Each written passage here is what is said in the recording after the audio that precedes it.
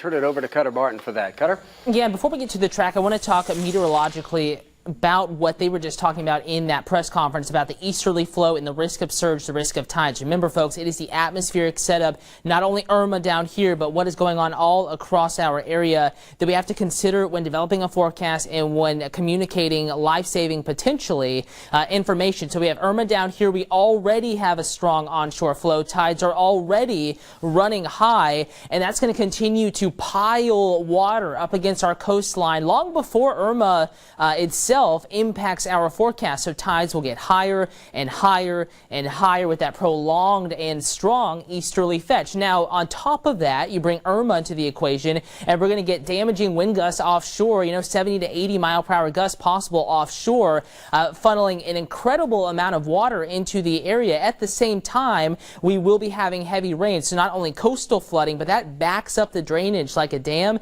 Any of the heavy rain we see inland, it is going to rise and back up as well. So significant coastal flooding remains possible. And as they said, and as we've been saying here on WTOC, the general idea is that you run from the water, you hide from the wind. Historically, water is much more deadly from tropical systems than wind. And I understand falling trees are a concern, rightfully so. Please do find safe shelter. But a big concern right now is coastal flooding and the impacts of street flooding because of that as well. But the latest on Irma, no big changes here with the 11 o'clock advisory. But keep in mind, folks, a Category 3 hurricane near the Florida coastal bend, riding up the west coast of Florida. We talked about the east coast of Florida potential initially, just because it jumped across the coast. That's not that far from us. Remember when Hermine came in, made landfall there, and we still saw damage in our area? A weak Category 1 at that time. This is a Category 3 with a much larger wind field. We are going to see damaging wind gusts across pretty much the entire coastal empire and extending into portions of the South Carolina low country as well.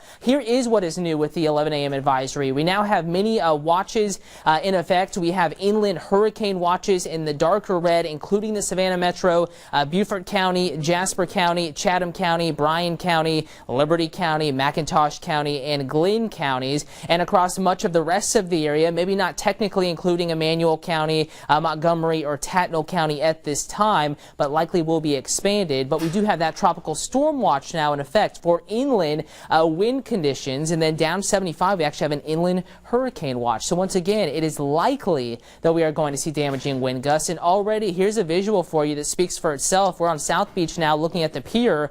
The camera is shaking, strong onshore wind, and an incredible amount of wave run-up at this time, and that is pushing water into the marshes, into any inlets, and we're going to see that increase because, in general, wind speeds are going to increase. Again, sustained 20 to 25 even in Savannah this afternoon, gusts 30 to 35 miles per hour, becoming a little bit more likely this evening and overnight tonight.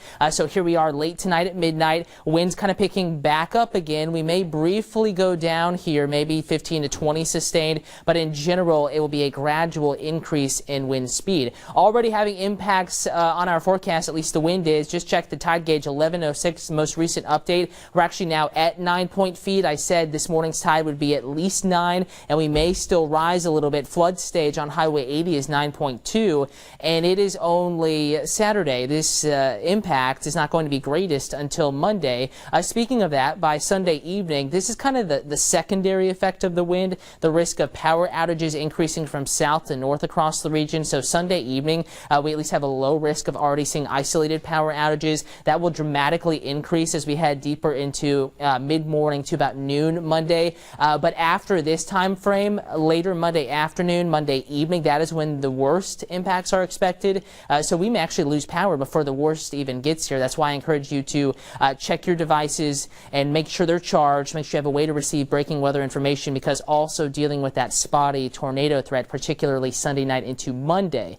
Now, if you decided to go ahead and go with these risks kind of being really well explained now with the coastal flooding and with the wind threat, if you have decided to leave right now, conditions are okay. 16 contraflow again has begun. All directions now only westbound out of the city. 21 northbound, you're okay. 95 north and southbound, you're fine. No issues right now. If you're taking 204 to 280 near Black Creek, northern Bryan County, County, both directions of travel in the green. You are moving at posted speed limits right now. Again, nothing has really changed with the forecast, but really becoming confident that this is going to be a very impactful weather event, regardless of where that little old center moves across. Again, a lot in play in our local forecast scenario, and all impacting the forecast. One that's likely going to cause some damage across the coastal empire and the low country between now and especially Sunday into Monday. Guys.